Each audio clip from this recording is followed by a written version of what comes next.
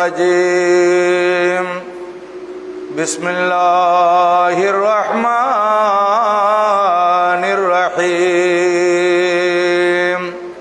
ويطعمون الطعام على حبه مسكينا ويتيما وأسيرا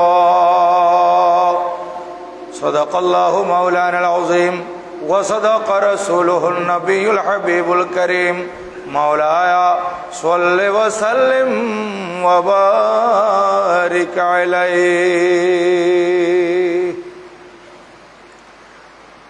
كسرى ميسر نشد سعادت كسرى ميسر نشد سعادت بکعبہ بلادت بمسجد شہادت شاہ مردہ شیر یزدہ قوت پروردگار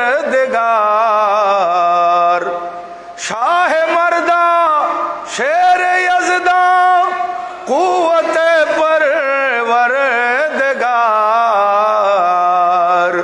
لا فتح الا علی لا سیف الا ذوالفقار উপস্থিত শ্রদ্ধাভাজন আরাকিন আঞ্জুমানে রহমানী আহমদিয়া সুন্নিয়া ট্রাস্ট বাংলাদেশ মোহতরম মোতওয়াল্লি ও আরাকিন উত্তর জামে মসজিদ কমিটি আরাকিন ও মেম্বারান গাউসিয়া কমিটি বাংলাদেশ এবং আমার প্রিয় এলাকা নাজিরপাড়া তথা দূর দূরান্ত থেকে পবিত্র মাহে রমজানুল মুবারক শরীফের তৃতীয় জুমা আদায় করার মোট মানুষে এই ঐতিহ্যবাহী দায়েম নাজির জামিয়া আহমদিয়া সুন্নিয়া জামে মসজিদে সমবেত হওয়া পরম শ্রদ্ধাভাজন মুসল্লিয়ানে কেরাম বেরাদারান ইসলাম আহবাবে তরিকত পর্দার আড়ালে ওয়াজ ও নসিহত শ্রবণ করার লক্ষ্যে উজু কালাম করে অপেক্ষমান পর্দানশীল মা ও বোনেরা, বিশেষ করে যারা লাইভে আছেন, কাছে দূরে দেশে প্রবাসে সম্মানিত দর্শক শ্রোতা, আমি আপনাদের প্রতি আবারও মাসনুন সালাম পেশ করছি। আসসালামু আলাইকুম ওয়া রাহমাতুল্লাহি ওয়া বারাকাতুহু। মহান রব্বুল আলমিনের আলিশান দরবারে লক্ষ কোটি শুকরিয়া। সরকারে দু জাহাঁ বায়সে কৌন মাকা আরওয়াহুনা ফিদা হো সাল্লাল্লাহু তাআলা আলাইহি ওয়া আলা আলিহি ওয়া সাহবিহি ওয়া সাল্লামার নূরানি দরবারে দরুদ ও সালামের হাদিয়া তোহফা নজরানা পেশ করার পর আপনাদের শুকরিয়া আদায় করতেছি। বড় ভক্তি মহব্বত আন্তরিকতা এবং এখলাস নিয়ে জুমার নামাজ আদায় করার মানুষে সমবেত হয়েছেন কিংবা হতে চলেছেন, আল্লাহু জাল্লা ওয়া আলা প্রত্যেকের উপস্থিতিকে কবুল আর মঞ্জুর করুন। সবাই বলুন আমিন। সম্মানিত হাজিরিন, আমি আজ আপনাদের খেদমতে হুজুর সৈয়দনা মৌলায়ে কায়নাত শের খুদা হায়দার কর্রার আলী বিন আবি তালিব কররামাল্লাহু ওয়াজহুল করিম ওয়া রাদিয়াল্লাহু তাআলা আনহুর শান ও মর্যাদার উপর কিছু আলোচনা করার ইচ্ছা পোষণ করেছি এবং সাথে সাথে ইতিকাফ এবং ফিতরার উপর আলোচনা হবে ইনশাআল্লাহুল আজিজ। আজ আপনারা এসেছেন মাহে রমজানুল মুবারকের তৃতীয় জুমা আদায় করার জন্যে। আগামী জুমা যেটি হবে সেটি হবে জুমাতুল বেদা, এই মাহে রমজানুল মুবারক শরীফের শেষ জুমা। তো এর আগের জুমা আজ যেহেতু 20 রমজানুল মুবারক, আজকেই যারা ইতিকাফকারী আসরের নামাজের পর মাগরিবের আগে আগে ওনারা ইতিকাফে বসে যাবেন। ইতিকাফ একটি গুরুত্বপূর্ণ ইবাদত। মানুষ নিজের পরিবার পরিজন, বন্ধু বান্ধব, আত্মীয় স্বজন, ব্যবসা বাণিজ্য সব কিছু বাদ দিয়ে, সব কিছু থেকে কেটে আল্লাহর ঘরে আল্লাহ সুবহানাহু ওয়া তাআলার নৈকট্য লাভ করার উদ্দেশ্যে কিছুদিনের জন্য বসে যাওয়াকে ইতিকাফ বলা হয়। আর ইতিকাফের শাব্দিক অর্থ হচ্ছে, ইতিকাফ আকফুন ধাতু থেকে নির্গত, আইন কাফা। আকফুন শব্দের অর্থ হচ্ছে রুকে রাখা, আবদ্ধ হওয়া। অর্থাৎ দুনিয়ার সব কিছু বাদ দিয়ে একমাত্র আল্লাহর জন্য মসজিদে চলে আসা। দুনিয়ার আর কোনো খেয়াল থাকবে না। যে 10 দিন এতেকাফে থাকবে ততদিন পর্যন্ত, এই 10 দিন পর্যন্ত দুনিয়ার আর কোনো খেয়াল নাই, বউ বাচ্চার কোনো খেয়াল নাই। মানুষ মারা গেছে, মা মারা গেছে, বাবা মারা গেছে, জানাজায় হাজির হতে পারবে না, এখানে বসে দোয়া করবে। কিন্তু যদি বের হয় তাহলে এতেকাফ ভেঙে যাবে। এই মসজিদের ভিতর বসে থাকবে, মসজিদ থেকে বাইরে হতে পারবে না প্রয়োজনীয় কাজ ছাড়া। নিজের হাজত আদায় করার জন্য বের হতে পারবে, এই ছাড়া অন্য কোনো কাজে বের হতে পারবে না। এই এতেকাফ শুধু আল্লাহর জন্য, আল্লাহর উদ্দেশ্যে বান্দা চলে আসছে মসজিদে। কিন্তু আমাদের এখানে অনেক সময় দেখা যায় এতেকাফকারীরা বসে বসে গল্প গুজব করে। এটা গল্প গুজব করার জন্য এতেকাফ নয়।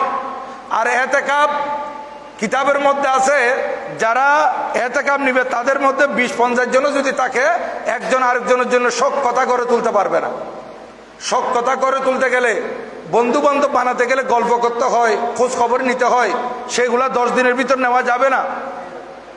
এই মসজিদের ভিতর আপনারা আসবেন, আপনার বাড়ি কোথায়, আপনি কোত্থেকে আসছেন, এই বন্ধু বান্ধব বানানো এটা যাবে না, এটা শরীয়তের মধ্যে নিষেধ।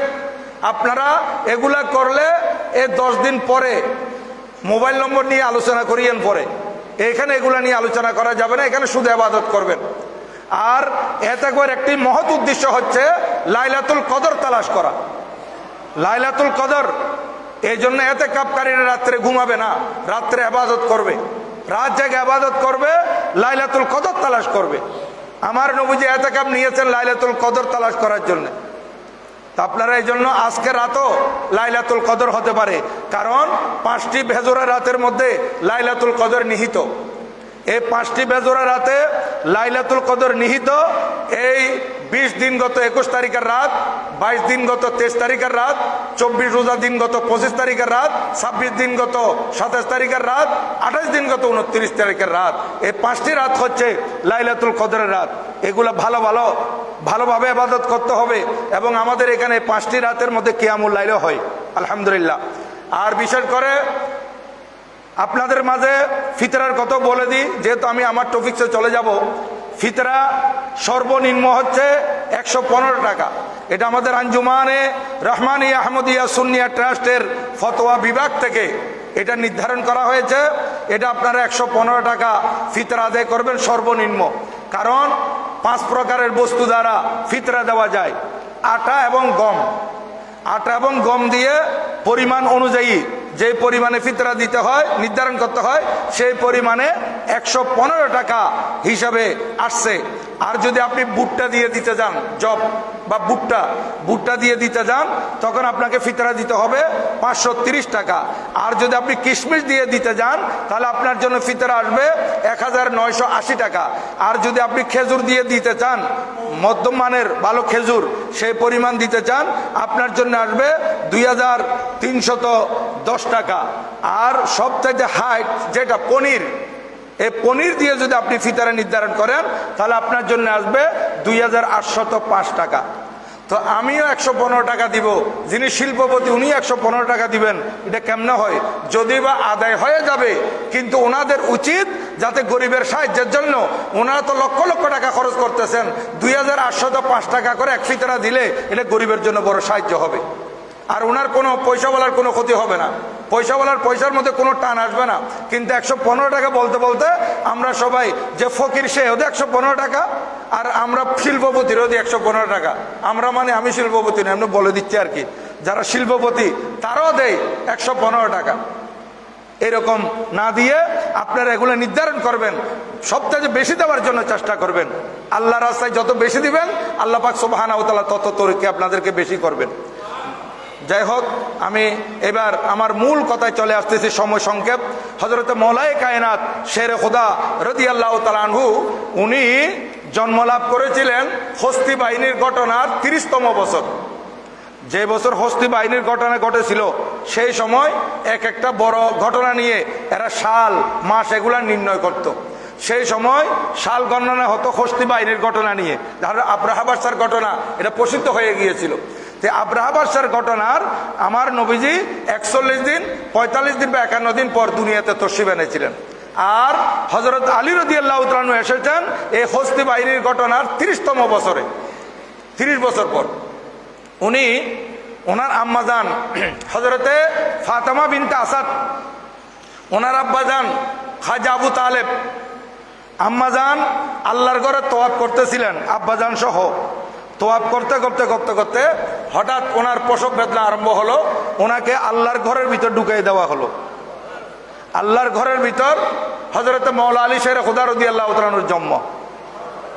উনি দুনিয়াতে তশরিফ এনেছেন। এই জন্য কোনো শায়ের, ফার্সি শায়ের বলতেছেন, কাসেরা ময়াসসার নশুদি সাআদত, কারো ভাগ্যে এই ধরনের কিসমতে জুটে নাই, এই ধরনের সৌভাগ্য কারো নসিব হয় নাই কি বকাবা বেলাদত ব মসজিদ শাহাদত, জন্ম হয়েছে আল্লাহর ঘরে, শহীদ হয়েছেন মসজিদে। ওনার জন্ম ইয়া রাসূলুল্লাহ সাল্লাল্লাহু আলাইহি ওয়াসাল্লাম, ইয়া গোসলার দস্তকে জিন্দাবাদ, জিন্দাবাদ। উনি জন্ম লাভ করেছেন আল্লাহর ঘর মসজিদ, আল্লাহর ঘর বাইতুল্লাহ শরীফে, আর শাহাদত বরণ করেছেন মসজিদে। এত বড় সৌভাগ্যবান ব্যক্তি হযরতে মাওলায়ে কায়নাত শের খুদা রাদিয়াল্লাহু তাআলা আনহু। উনি জন্মের পর থেকে চক্ষু খুলেন নাই। সবাই চিন্তিত হয়ে গেলেন, কি ব্যাপার, উনি চোখ খুলতেছেন না কেন? এদিকে আমার নবীজি খবর পেয়েছেন। তখন তো নবীজি এলানে নবুয়ত করেন নাই, নবুয়তের প্রচার করেন নাই, এখনো আমার নবীজি আনুষ্ঠানিক ঘোষণা দেন নাই। আমার নবীজি আখিরি জামানার নবী, এখনো কেউ এটা জানে না। নবীজি জানলেন যে আমার চাচার ঘরে একটা ফুটফুটে বাচ্চা দুনিয়াতে তশরিফ এনেছে। একদিন অথবা তারও আরো বেশি পরে আমার নবীজি তশরিফ এনেছেন। যতক্ষণ পর্যন্ত নবীজি আসেন নাই ততক্ষণ পর্যন্ত এই শের খোদা মার খুলেছিলেন, চক্ষু খুলেন নাই। আমার নবীজি যখন তশরিফ আনলেন, চাচি যান আমার ভাইকে আমাকে দেন, আমার নবীজি এই চাচাতো ভাইকে কুলে নিয়ে নিজের থুতু মুবারক হযরতে মাওলা আলী শের খুদা রাদিয়াল্লাহু তাআলা আনহু জবানে দিলেন। আর সর্বপ্রথম মাওলা আলী শের খুদা রাদিয়াল্লাহু তাআলা আনহু চক্ষু খুলে আমার নবীজির নূরানী চেহারার দর্শন করেছেন। সুবহানাল্লাহ। দেখেন, সর্বপ্রথম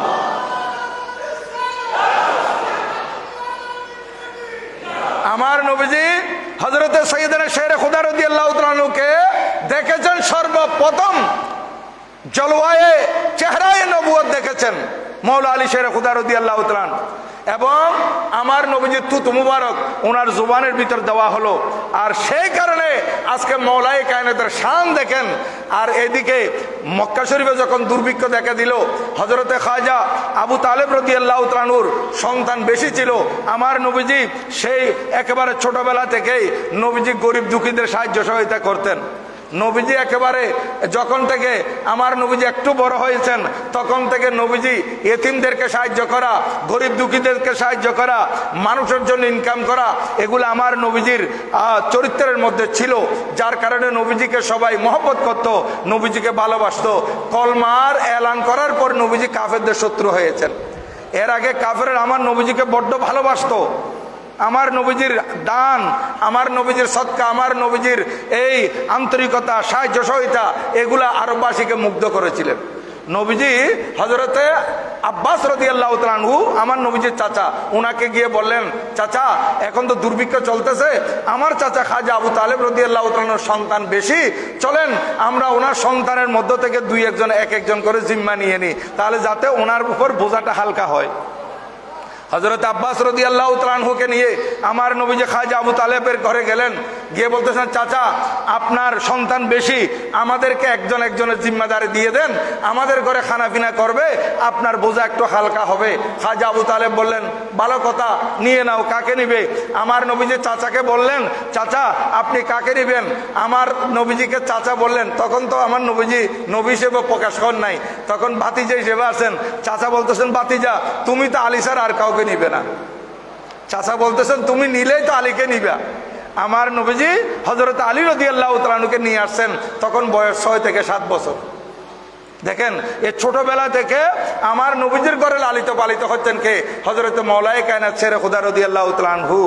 এইভাবে হযরতে আব্বাস রাদিয়াল্লাহু তাআলা আনহু একজনকে নিয়ে গেলেন, হযরতে জাফর বিন আবি তালেব, আমার নবীজির চাচাতো ভাই জাফরকে নিয়ে নিলেন হযরত আব্বাস রাদিয়াল্লাহু তাআলা আনহু। এইভাবে আমার নবীজির ঘরে হযরত আলী রাদিয়াল্লাহু তাআলা আনহু লালিত পালিত হচ্ছেন। আমার নবীজি কলমার এলান করার পর হযরতে আলী রাদিয়াল্লাহু তাআলা আনহু আমার নবীজির কলমা পড়েছেন। কেন?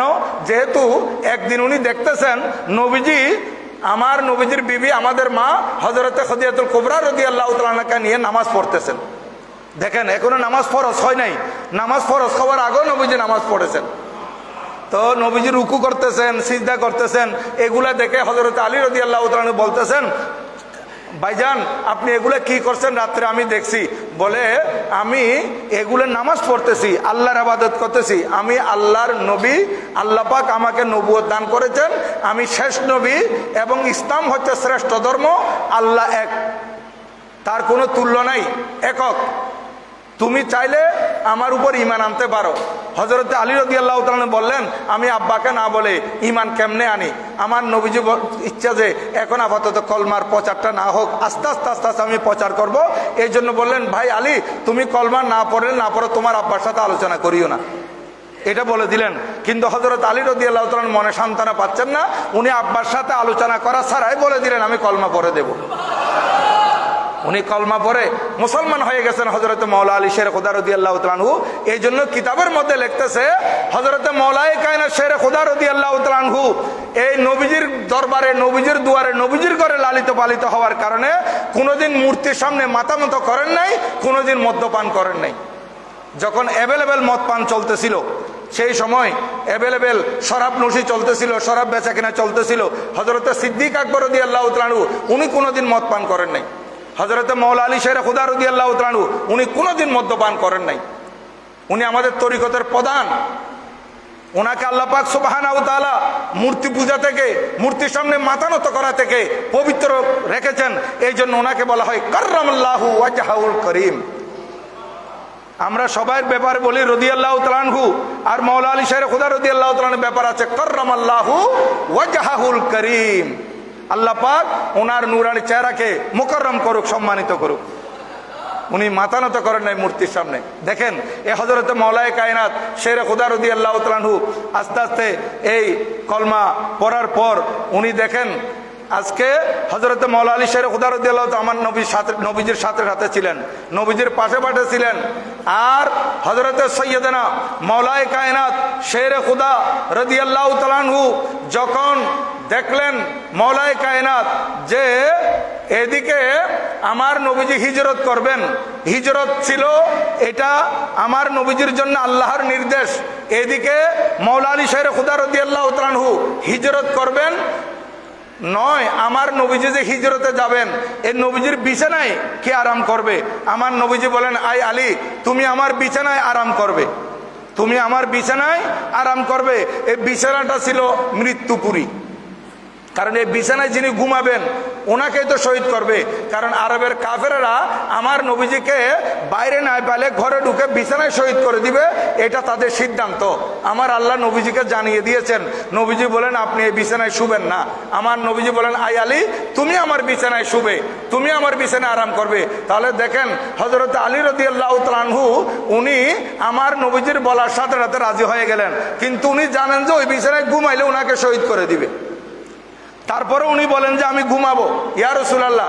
আর নবীজি যখন আলী রাদিয়াল্লাহু তাআলা ঘুমাতে রাজি হয়ে গেলেন তখন বলতে লাগলেন, আই আলী শুনো, এই আমানতগুলো, আমার নবীজি কিছু টাকা পয়সা নবীজির কাছে ছিল আমানত, আমার নবীজি বলেন এগুলো আরবের অমুক অমুক মানুষের আমানত আমার কাছে আছে, তুমি 2 দিন হোক 3 দিন হোক এগুলো তুমি যে কোনো প্রকারের মানুষের আমানত, মানুষের কাছে গচ্ছিত আমানতগুলো দিয়ে দিও। দেখেন আমানত, এটা গচ্ছিত আমানত, এটা কত বড় হক। কিন্তু এখন তো আমরা আমানতের খেয়ানত করি। আর আমার নবীজি শিক্ষা দিচ্ছেন, আই আলী এই আমানতগুলো তুমি দিয়ে দিবে, তারপর তুমি আমার কাছে মদিনা শরীফ চলে আসবে। এই কথা বলার সাথে সাথে হযরত আলী রাদিয়াল্লাহু তাআলা বলেন, আমি নিশ্চিত হয়ে গেলাম এই বিছানায় আমি ঘুমালে আমার আজকে মৃত্যু হবে না।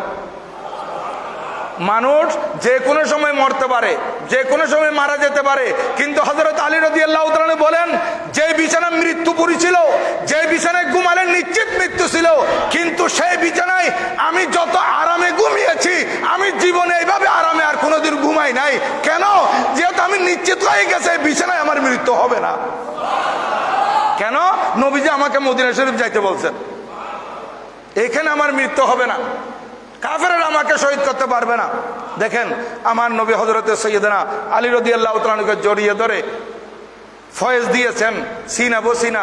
হযরত আলী রাদিয়াল্লাহু তাআলা নবীজির ফয়েজ পায়ে এমন দামি হয়ে গেছেন যে আমার নবীজি বলেন আনা মদিনাতুল ইলমি ওয়া আলিয়ুম বাবুহা, আমি হলাম ইলমের শহর আর সেই শহরের দরওয়াজা হচ্ছে আমার আলী।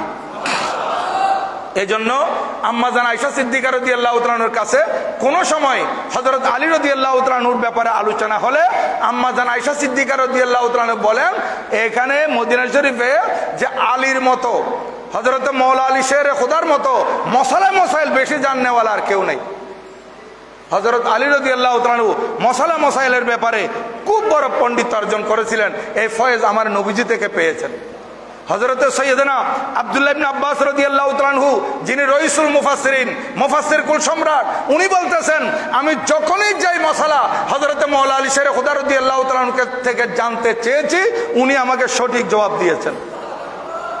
হযরত সৈয়দনা আব্দুল্লাহ ইবনে মাসউদ রাদিয়াল্লাহু তাআলা আনহু রইসুল ফুকাহা, উনি বলতেছেন আমি হযরত মাওলা আলী শেরে খুদা রাদিয়াল্লাহু তাআলা থেকে বেশি ফতোয়া ফরজের ব্যাপারে, মসাইলের শরিয়ার ব্যাপারে এরকম পণ্ডিত আর কাউকে আমি পাই নাই। হযরত সৈয়দনা সঈদ ইবনুল মুসাইয়্যিব রাদিয়াল্লাহু তাআলা আনহু, উনি হচ্ছেন এই খায়রুত তাবিঈন, তাবিঈনের মধ্যে শ্রেষ্ঠ, আকাবির তাবিঈনের মধ্যে উনাকে গণ্য করা হয়। উনি বলতেছেন আমি হযরত সৈয়দনা মাওলায়ে কায়নাত শেরে খুদা ছাড়া দ্বিতীয় কাউকে এরকম বলতে শুনি নাই, এই আমার সাহাবীরা, আমার বন্ধু বান্ধবরা, আমার নবীজি সাহাবী, আমার বন্ধু বান্ধবরা কারো কাছে কোনো কিছু জানতে ইচ্ছে করলে যে কোনো ব্যাপারে আমার থেকে তোমরা জানতে পারো। যার যা জানার ইচ্ছা আছে আমার থেকে প্রশ্ন করতে পারো। হযরত সঈদ ইবনুল মুসাইয়্যিব রাদিয়াল্লাহু তাআলা বলেন এই ধরনের বলার জন্য একমাত্র হযরত আলী রাদিয়াল্লাহু তাআলা ছিলেন।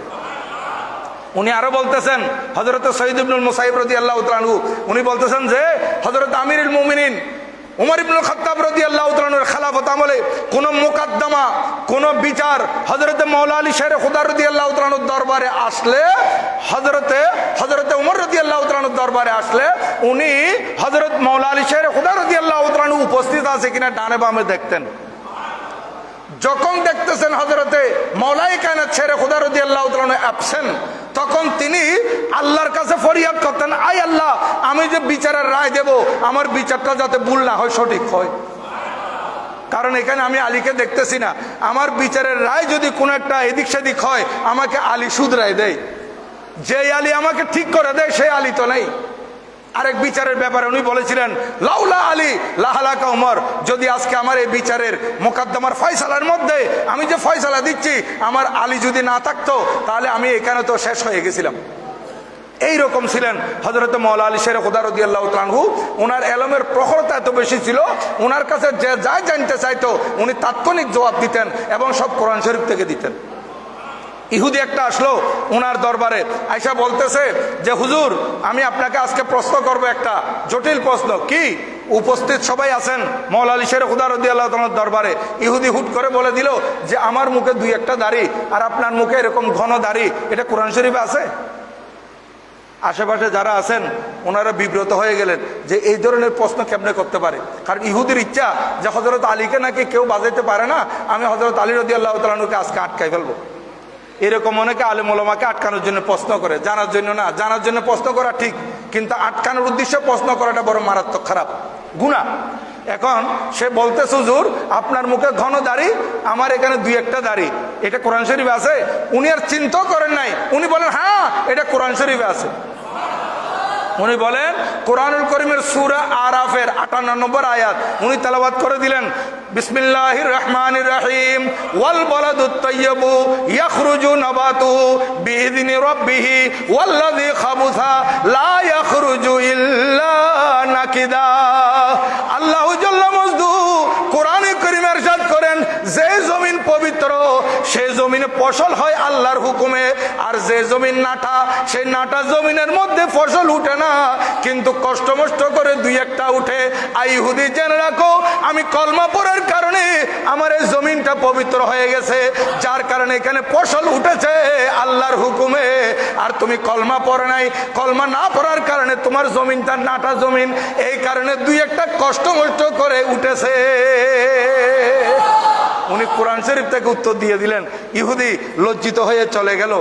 হযরতে মওলা আলী শের খুদা রাদিয়াল্লাহু তাআলার দরবারে বিচার আসছে যে দুই বন্ধু বের হয়েছে, রুটি নিয়েছে কয়টা, আমি ওই দিনও বলেছিলাম, রুটি নিয়েছে একজনে 3টা আরেকজনে 5টা, এই 8টা রুটি নিয়ে বের হয়েছে। ওনারা প্রতিমধ্যে খেতে বসেছে। আমি একটু তাড়াহুড়া করে বলতেছি যে সময় শেষ হয়ে গেছে, এই জন্য। এই রুটি নিয়ে বসছে। আরবের একটা নিয়ম, ওরা খানা যায় তাক প্রতিমধ্যে প্রতীক যদি দেখে এদেরকে ডাকে, রফিক তাল ইজলিস ফদ্দাল বসো। এখানে বসছে, একজন বন্ধুকে ডাকি বসাইছে। এরা 3 জনে মিলে 8টা রুটি শেষ করছে। শেষ করার পর এখন এই বন্ধু চলে যাচ্ছে, যাওয়ার পথে 8টি টাকা দিয়ে গেছে, 8 দেরহাম দিয়ে যাওয়ার পর বলতেছে এগুলো আপনারা ভাগ করে নিয়েন। এখন 5 রুটিওয়ালা বলতেছে, ভাই আমি যেহেতু 5 রুটি নিয়ে আনছি, আমি 5টা টাকা নেই, আর তুমি 3 রুটিওয়ালা, তুমি 3 টাকা নাও। 3 রুটিওয়ালা বলে যে না, এটা হবে না, খাইতে তো দুজন থেকে খাইছে, উভয়জনের রুটি খাইছে, কার কয়টা খাইছে, আপনি আমাকে 4 টাকা দেন, আপনি 4 টাকা নেন। এটা বাড়াবাড়ির মধ্যে হযরত আলী রাদিয়াল্লাহু তাআলার দরবার বিচার গেছে। হযরত আলী রাদিয়াল্লাহু তাআলা বলতেছেন, এই 3 রুটিওয়ালা, তোমার বন্ধু যে তোমাকে 3 টাকা দিচ্ছে, এটা তুমি নিয়ে নাও, এটা তোমার জন্য ভালো হবে। তখন সে বলল, হুজুর আমি তো 3 টাকা নিলে তো আগেই নিতে পারতাম, এখন আমি বিচারের জন্য আসছি। যে দেখেন, সে বলতেছে হুজুর আমি বিচারের জন্য আসছি, 3 টাকা নিলে তো আমি আগে মেনে নিতাম, এখানে এসে কেন মানবো? হযরত আলী রাদিয়াল্লাহু তাআলা বলেন, ঠিক আছে তুমি 3 টাকা নিবে না, আমার বিচারে তুমি 1 টাকা পাইবে। তখন সে খানখারা করাই দিছে, কি 1 টাকা পাবো হুজুর? 60 টাকা হবে, অর্ধেক হবে, 1 টাকা কেমনে? ঠিক আছে আপনার বিচারে যদি 1 টাকা হয়, আমি 1 টাকায় মেনে নেব। তখন আলী রাদিয়াল্লাহু তাআলা বলতেছেন, তোমরা খাইছো কয়জনে? বলে 3 জনে। তো রুটি কার কাছে কয়টা ছিল? বলে আমার বন্ধুর কাছে 5 রুটি, আমার কাছে 3 রুটি। তাহলে এগুলো 3 জনে প্রত্যেকটা রুটি 3 টুকরা করো, কয়টা হবে? বলে আমার বন্ধুর হবে 15 টুকরা, আমার হবে 9 টুকরা। তার 3 তারিখকে 9, হ্যাঁ 3 পাঁচা 15। তো বন্ধুর 5 রুটির 3 ভাগ করলে কয় টুকরা হয় বলেন না? 15 হবে না? আর যার 3 রুটি আছে 3 টুকরা করে করলে 9 টুকরা। বলছে ঠিক আছে তোমরা 3 জন, তো জনের ভাগে কয় টুকরা করে বলছে? পড়ছে 24 টুকরার মধ্যে। বলে জনের ভাগে 8 টুকরা করে পড়ছে। ঠিক আছে, তাহলে জনের ভাগে যখন 8 টুকরা করে পড়ছে, তো তোমার রুটি থেকে বের হয়েছে টোটাল 9 টুকরা। তুমি 8 টুকরা নিজে খাই ফেলছো, তুমি 8 টুকরা নিজে খাইছো, ওই প্রতীককে দিছো 1 টুকরা। আর তোমার বন্ধুর 5 রুটি থেকে বের হয়েছে 15 টুকরা, উনি 8 টুকরা খাইয়া 60 টুকরা দিচ্ছে প্রতীককে। সুতরাং সে 60 টাকা পাবে, তুমি 1 টাকা পাইবে। এই বিচার করে দেওয়ার সাথে সাথে সে বলতেছে আগে না ঠিক ছিল, আগে 3 টাকা নিলে তো আমি লাভবান ছিলাম, এখন তো 1 টাকায় নিতে হচ্ছে, নিতে বাধ্য হয়েছে। হযরত আলী রাদিয়াল্লাহু তাআলা বসা, হঠাৎ করে মানুষ 3 জন এসে গেছে। আয়সা বলতেছে হুজুর আমরা 17টা গোড়া নিয়ে আসছি। 17টা, এই 17টা গোড়া, এটা জবাই করে গোস্তবাগ করা যাবে না, অথবা কম বেশ হলে টাকা দিয়েও পরিশোধ করা যাবে না। এই 17 গোড়া আমাদেরকে সমান ভাগে ভাগ করে দিতে হবে। এই 17 গোড়ার মধ্যে আমরা একজন পয়নাদার হলাম অর্ধেক নিষ্প, আরেকজন পয়নাদার হলাম 3 ভাগের 1 ভাগ তুসু, আরেকজন পয়নাদার হলাম 9 ভাগের 1 ভাগ, সরি সুলুস, আরেকজন পয়নাদার হচ্ছে তুসু 9 ভাগের 1 ভাগ। একজন নিষ্প, আরেকজন সুলুস, আরেকজন তুসু। আমাদেরকে ভাগ করে দেন অর্ধেক, 3 ভাগের 1 ভাগ, 9 ভাগের 1 ভাগ। উপস্থিত যারা ছিলেন ওনারা বলেন এটা তো কোনো অবস্থাতে সম্ভব নয়, হয়তো জবাই করে গোস্ত বেশ কম করতে হবে, অথবা গোটা দিলে যার ভাগে কম পরে টাকা দিতে হবে। হযরত আলী রাদিয়াল্লাহু তাআলা বলেন না, আমি বিচার করে দিচ্ছি। এই 17টা গোড়া খাদেমকে বলেন লাইন করে দাঁড় করে দাও। দিছে, বলে আমার স্তবল থেকে, আমার গোড়ার স্তবল থেকে একটা গোড়া আনি ওনার পাশে দাঁড় করাই দাও। এই 17 গোড়ার পাশে দাঁড় করাই দাও। এখন কয়টা হয়েছে? 18টা। বলতেছে যে অর্ধেক পাবে তাকে 9টা দিয়ে দাও। 8টার অর্ধেক কত? 9, 9টা দিয়ে দাও। আর যে 3 ভাগের 1 ভাগ পাবে 318, তাকে 6টা দিয়ে দাও। আর যে 9 ভাগের 1 ভাগ পাবে তুসু, তাই 2টা পাবে, 2টা, তাকে 2টা দিয়ে দাও। তাইলে একজনকে দিছে 9টা, আরেকজনকে দিছে 6টা, 9 6 15, আরেকজনকে দিছে 2টা 17, 17 ভাগ খাওয়ার পর বলছে এবার আমারটা আমার জায়গায় রেখে দিয়ে আসে। দেখেন হযরত আলী রাদিয়াল্লাহু তাআলার বিচার কত সুন্দর, মাশাআল্লাহ মাশাআল্লাহ। এইভাবে উনি বিচার করতেন, সবাই মেনে নিতে হতো। আর সাহাবায়ে কেরামের মধ্যে ওনার অনন্য শান ছিল। আমার নবীজি ওনাকে খুব পছন্দ করতেন। একদিকে হযরতে সিদ্দিক আকবর রাদিয়াল্লাহু তাআলা, আরেকদিক হযরতে মাওলা আলী শের খুদা রাদিয়াল্লাহু তাআলা। আমাদের দেশে কিছু রাফেজি আর কিছু খারেজি, কেউ সিদ্দিক আকবর রাদিয়াল্লাহু তাআলার পক্ষে, কেউ মাওলা আলী শের খুদার পক্ষে, একজনের পক্ষে গিয়ে আরেকজনের ব্যাপারে গালমন্দ করে, এরা বাতিল। আমরা একদিকে হযরতে সিদ্দিক আকবর রাদিয়াল্লাহু তাআলার পক্ষে, আরেকদিকে হযরতে মাওলা আলী শের খুদা রাদিয়াল্লাহু তাআলার পক্ষে, আমরা উভয়জনকে মানি। দেখেন এটা আল বেদায়ে ওয়ান নিহায়ার মধ্যে এই ঘটনাটা আছে। আমি এই ঘটনাটা বলে তারপর শেষ করবো ইনশাআল্লাহ। হযরত সাইয়েদনা আনাস বিন মালিক রাদিয়াল্লাহু তাআলা থেকে বর্ণিত, উনি বলতেছেন, আনাস রাদিয়াল্লাহু তাআলা قال كان رسول الله صلى الله عليه وسلم جالسا بالمسجد وطاف اصحابه به وطاف به اصحابه। আমার নবীজি একদিন মসজিদে নববী শরীফে বসা, তখন সাহাবায়ে কেরাম নবীজির দরবারে চতুর্দিকে একেবারে ভিড়। যেমন মনে করেন আমার হুজুর কাবলা তশরিফ আনছেন, এখানে আর কোনো জায়গা নেই, মানুষ হুজুরের কাবলা আশেপাশে বসে গেছে, এরকম একজন দামি মানুষ আছে, তখন ওনাকে কিভাবে বসাবে, কেউ জায়গা না থাকলে ওনার দিকে তাকাইবে না, যে আমি নিচের দিকে তাকায় থাকি, হ্যাঁ জায়গা নাই কেমনে বসবো, উনি এখানে ঢুকছে এইরকম। আর যদি আন্তরিক হয় তাহলে বলবে যে এদিক সেদিক করে আপনি এদিকে আসেন আসেন, বলবে না? বলবে। এ দেখেন এখন ঠিক এইরকম ঘটনা আমাদের এখানে হযরত সাইয়েদনা মাওলা আলী শের খুদা রাদিয়াল্লাহু তাআলা আনহু আসতেছেন কখন? একেবারে বীরের মধ্যে। খুব খেয়াল করবেন, সময় চলে গেছে কিন্তু আমি আপনাদের থেকে 5 মিনিট চেয়ে নিচ্ছি। এখানে এই ভিড়ের ভিতর আসলেন কে? কিতাবের মধ্যে লিখতেছে হাদিসে পাকে, ইজ আকবালা আলিয়ুন ফাসাল্লামা, ইজ আকবালা আলিয়ুন ফাসাল্লামা। হযরত আলী রাদিয়াল্লাহু তাআলা ইতিমধ্যে তশরিফ এনেছেন, কোনো জায়গা নেই চতুর্দিকে। আমার নবীজির পাশে একদম প্রচন্ড ভিড়, নবীজির ডান পাশে হযরত আবু বকর রাদিয়াল্লাহু তাআলা বসছেন। এখন হযরত আলী রাদিয়াল্লাহু তাআলা এসে বললেন, আসসালামু আলাইকুম, সালাম দিলেন।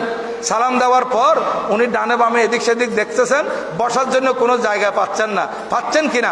সুম্মা ওয়াকাফা, তারপরে দাঁড়ালেন। ফানাজারা মকানান ইয়াজলিসু ফিহি, বসার জন্য কোন একটা জায়গা চাইলেন। তখন এখন উনি যখন বসার জন্য জায়গা চাইলেন, জায়গা তো কোনো দিকে নাই। ফানাজারা রাসূলুল্লাহ সাল্লাল্লাহু আলাইহি ওয়াসাল্লাম ইলা উজুহে আসহাবিহি আইয়ুহুম ইউসাউ লাহু, আইয়ুহুম ইউসাউ লাহু। এটা খেয়াল করবেন, আমার নবীজি হযরত আলী রাদিয়াল্লাহু তাআলার দিকে তাকান নাই, নবীজি সাহাবায়ে কেরামের চেহারার দিকে তাকাচ্ছেন, কারা হযরত আলীকে জায়গা দিচ্ছে। এখন হযরত আলী রাদিয়াল্লাহু তাআলা দাঁড়ানো, কারা জায়গা দিচ্ছে এটা আমার নবীজি দেখতেছেন। দেখতে দেখতে ওয়াকানা আবু বকর আন ইয়ামিনে রাসূলুল্লাহ সাল্লাল্লাহু আলাইহি ওয়াসাল্লাম জালেসান, হযরত আবু বকর রাদিয়াল্লাহু তাআলা আনহু নবীজির ডান পাশে বসা ছিলেন। ফাতাজাহা আবু বকর আন মজলিসিহি, হযরত আবু বকর রাদিয়াল্লাহু তাআলা আনহু একটু করে চাপলেন, আমার নবীজির পাশে ছিলেন না, একটু করে চাপলেন। নবীজি এবং নবীজি আবু বকর সিদ্দিক রাদিয়াল্লাহু তাআলার মাঝখানে একটু জায়গা হলো। তারপর বললেন, হযরত সাইয়েদনা আবু বকর রাদিয়াল্লাহু তাআলা আনহু কি বললেন দেখেন। হযরত সাইয়েদনা আবু বকর সিদ্দিক রাদিয়াল্লাহু তাআলা আনহু বল ওয়াকালা হা হুনা ইয়া আবুল হাসান। তখন সিদ্দিক আকবর রাদিয়াল্লাহু তাআলা আনহু মাওলা আলী শের খুদা রাদিয়াল্লাহু তাআলা আনহুর কুনিয়ত ধরে, উপনাম ধরে ডাকতেছেন আবুল হাসান। আলী রাদিয়াল্লাহু তাআলা আনহু কুনিয়ত বলতেছেন, হা হুনা ইয়া আবুল হাসান, হা হুনা, এই জায়গায় আপনার জন্য বসার স্থান, আপনি আসেন। তখন হযরত আলী রাদিয়াল্লাহু তাআলা আনহু ফাজালাসা বাইনা রাসূলিল্লাহ সাল্লাল্লাহু আলাইহি ওয়াসাল্লাম ওয়া বাইনা আবী বকর রাদিয়াল্লাহু তাআলা, উনি হযরত রাসূল পাক সাল্লাল্লাহু আলাইহি ওয়াসাল্লাম এবং হযরত আবু বকর রাদিয়াল্লাহু তাআলা মাঝখানে বসে পড়লেন। এইভাবে মাঝখানে বসার সাথে সাথে রাবি হাদিস উনি বলতেছেন, ফারাইনা সুরুরা ফি ওয়াজহি রাসূলিল্লাহ সাল্লাল্লাহু আলাইহি ওয়াসাল্লাম, আল্লাহর প্রিয় মাহবুব সাল্লাল্লাহু আলাইহি ওয়াসাল্লামের নূরানি চেহারার মধ্যে আমরা আনন্দের উচ্ছ্বাস দেখেছি। এইটা দেখে আমার নবীজি যে বেশি আনন্দিত হয়েছেন, এটা চেহারার মধ্যে বেশি উঠেছে। আমার নবীজির চেহারার মধ্যে আমরা খুব আনন্দ দেখলাম। তারপর নবীজি ও আকবালা আলা আবি বকর সুম্মা আকবালা ইলা আবি বকর, আমার নবীজি এখন হযরত আবু বকর রাদিয়াল্লাহু তাআলার দিকে ফিরলেন। কারণ এখন তো ফিরতে হচ্ছে, আগে তো পাশে ছিলেন, এখন পাশে হযরত আলী রাদিয়াল্লাহু তাআলা হয়ে গেছেন, এরপরে হযরত আবু বকর সিদ্দিক রাদিয়াল্লাহু তাআলা হয়ে গেলেন। নবীজি ওনার দিকে ফিরলেন, কার দিকে? হযরত আবু বকর রাদিয়াল্লাহু তাআলার দিকে, যিনি মাওলা আলী শের খুদা রাদিয়াল্লাহু তাআলাকে জায়গা করে দিয়েছেন। আজকে রাফিজে খারেজিদেরকে বলতে চাই, যারা আজকে সিদ্দিক আকবর রাদিয়াল্লাহু তাআলা মাওলা আলী শের খুদা রাদিয়াল্লাহু শানে বিভিন্নভাবে তোমরা কটাক্ষ করো, দুইজনের মধ্যে শত্রুতা এটা প্রকাশ করতে চাও, এই হাদিসে পাক থেকে বোঝা যাচ্ছে হযরত আবু বকর রাদিয়াল্লাহু তাআলা আনহু হযরত আলী রাদিয়াল্লাহু তাআলা আনহুকে কত মর্যাদা দিতেন, কত ভালোবাসতেন। পাশে বসাই দিয়েছেন, যেখানে জায়গা নাই সরে বসাই দিয়েছেন। এখন আমার নবীজি বলতেছেন, ইয়া আবু বকর ইন্নামা ইয়ারিফুল ফাদলা লি আহলিল ফাদল। ও আবু বকর সিদ্দিক রাদিয়াল্লাহু তাআলা আনহু, জেনে রাখো যারা মানুষ সম্মানী তারা সম্মানী মানুষের মর্যাদা বুঝে। যার কাছে সম্মান আছে, যে সম্মানী সে সম্মানীকে বুঝে। তুমি নিজে সম্মানী বিদায় মাওলা আলী শের খুদা রাদিয়াল্লাহু তাআলার শান কত বড় এটা তুমি বুঝতে পেরেছো। বড় করে বলুন সুবহানাল্লাহ। এটা আল বেদায়া ওয়ান নাহায়ার মধ্যে ইমাম ইবনে কাসির, ইমাদউদ্দিন ইবনে কাসির এটা রওয়ায়াত এনেছেন। এখানে বহু হাদিস শরীফ এনেছিলাম, বলার তার সময় নাই। আল্লাহ পাক সুবহানাহু ওয়া তাআলা হযরত শের খুদা রাদিয়াল্লাহু তাআলা আনহুর ফুয়জাত দিয়ে আমাদেরকে মালামাল করুন। উনি আমুল ফিলের 30তম বছর জন্ম লাভ করেছিলেন এবং ইন্তেকাল করেছেন 40 হিজরিতে। 40 হিজরি। উনি আঘাতপ্রাপ্ত হয়েছেন 17 রমজানুল মুবারক সকালবেলা, জুমাবার ছিল। আরেক রাওয়ায়াতের মধ্যে আছে তাও জুমাবার লেখছে 19 রমজানুল মুবারক। তো 19 রমজানুল মুবারক এটা প্রসিদ্ধ। উনি 19 রমজানুল মুবারক সকালবেলা ওনার উপর তলবারি দ্বারা আব্দুর রহমান বিন মুলজাম খারেজি এমনভাবে আঘাত করেছিল, এই তলবারি পাকড়ি কেটে মাথা মুবারক ছেদ করে ব্রেন পর্যন্ত চলে আসছিল। এইরকম আঘাতপ্রাপ্ত হয়েছেন। উনি আঘাতপ্রাপ্ত হওয়ার সাথে সাথে বললেন, ফুস্তু বিরাব্বিল কাবা, আল্লাহর কসম আমি কামিয়াব হয়ে গেছি। এইভাবে উনি পড়ে গেলেন, সবাই দৌড়ে এসে ওই জালেমকে ধরে ফেলছিল। আর হযরত মাওলা আলী শের খুদা রাদিয়াল্লাহু তাআলা আনহু এই আহত অবস্থায় আরো 2 দিন ছিলেন। শুক্রবার জুমাবার গেছে, শনিবার গেছে, রবিবার 21 রমজান আল মুবারক উনি শাহাদত বরণ করেছিলেন। ইন্না লিল্লাহি ওয়া ইন্না ইলাইহি রাজিউন। হযরত ইমামে হাসান, হযরত ইমামে হুসাইন রাদিয়াল্লাহু তাআলা আনহুমা এবং আব্দুল্লাহ বিন জাফর রাদিয়াল্লাহু তাআলা আনহুমা ওনারা গোসল দিয়েছেন এবং জানাজার নামাজ পড়াইছিলেন হযরত ইমামে হাসান রাদিয়াল্লাহু তাআলা এবং কুফার জমিনে ওনাকে দাফন করার ব্যাপারে ইখতিলাফ আছে। যেহেতু খারেজিরা তখন তৎপর ছিল, ওনাকে ইন্তেকালের পর আবার কোনো লাশ নিয়ে এদিক সেদিক করে কিনা, এই জন্য ওনাকে রাত্রিবেলা দাফন করা হয়েছিল। আর কেউ বলতেছে ওনাকে ঘোড়ার উপর করে নিয়ে যাওয়া হয়েছিল। এই ঘোড়া নিয়ে মত মদিনা শরীফ এদিক বিভিন্ন রাওয়ায়াত আসছে, কিন্তু মূল হচ্ছে যে কুফার জমিনে নজফের মধ্যে ওনার রওজা শরীফ আছে। আল্লাহ পাক সুবহানাহু ওয়া তাআলা হযরত মাওলায়ে কায়নাত রাদিয়াল্লাহু তাআলা আনহুর এই শান ও মান মর্যাদা বুঝে এবং ওনার এই আন্তরিকতা, ওনার প্রতি ভালোবাসা অন্তরে জায়গা দিয়ে আমার নবীজিকে রাজি করার তৌফিক দান করুন, আমিন। কারণ আমার নবীজি বললেন, মান আহাব্বা আলিয়ান ফাকাত আহাব্বানি, মান সাব্বা আলিয়ান ফাকাত সাব্বানি। যে ব্যক্তি আমাকে ভালোবাসছে সে আলীকে ভালোবাসলো, যে আমার আলীর ব্যাপারে গালমন্দ করছে সে আলীকে গালি দেন, সে আমাকে গালি দিয়েছে। মান সাব্বা আলিয়ান ফাকাত সাব্বানি, এটা পরিষ্কার হাদিসে পাক, তিরমিজি শরীফের হাদিস, মিশকাত শরীফের হাদিস। আমার নবীজি বলেন যে আলীকে গালমন্দ করবে সে আমাকে গালমন্দ করবে। নবীজি আরেক হাদিসে বলতেছেন, লা ইউহিব্বু আলিয়ান ইল্লা মুমিনুন ওয়ালা ইউবগিজু আলিয়ান ইল্লা মুনাফিক। মুমিন স্যার আলীকে ভালোবাসতে পারে না, মুনাফিক স্যার আলীর বিরুদ্ধে শত্রুতা আমি পোষণ করতে পারে না। তাহলে যারা মুমিন হবে তারা হযরত আলী রাদিয়াল্লাহু তাআলা আনহুকে ভালোবাসবে, আর যারা মুনাফিক হবে তারা হযরত আলী রাদিয়াল্লাহু তাআলা আনহুর সাথে শত্রুতামি করবে। আমি তো ইতিকাফের কথা বলে ফেলছি আর ফিতরার কথা বলে ফেলছি। আল্লাহ পাক সুবহানাহু ওয়া তাআলা আমাদেরকে আমল করার তৌফিক দান করুন, আমিন। আগামী জুমাতুল বেদা আপনাদেরকে দাওয়াত দেওয়া হচ্ছে, আপনারা জুমাতুল বেদাতে আসবেন। আর আজকে আমাদের খতম তারাবি, আপনারা খতম তারাবিতের মধ্যে আসবেন। আঞ্জুমানের পক্ষ থেকে পেপারে দেওয়া হয়েছে, অনেক দূর দূরান্ত থেকে ভাইয়েরা এই জামিয়া মসজিদের খতম তারাবিতে আসার জন্য ইচ্ছা করে, এই জন্য এটা দেওয়া হয়েছে। আর আজকেও এলান করা হচ্ছে আপনারা প্রত্যেকে আসবেন। আর আপনাদের উপস্থিতিতে হয়তো এমন এমন বান্দা থাকবে যাদের দোয়া আমাদের দোয়া কবুল হয়ে যাবে। আল্লাহ পাক আখির মোনাজাতে আমাদেরকে শরীক হওয়ার তৌফিক দান করুন, আমিন। ওয়া মা আলাইনা ইল্লাল বালাগ। ওয়া আসসালামু আলাইকুম ওয়া রাহমাতুল্লাহি তাআলা ওয়া বারাকাতুহু।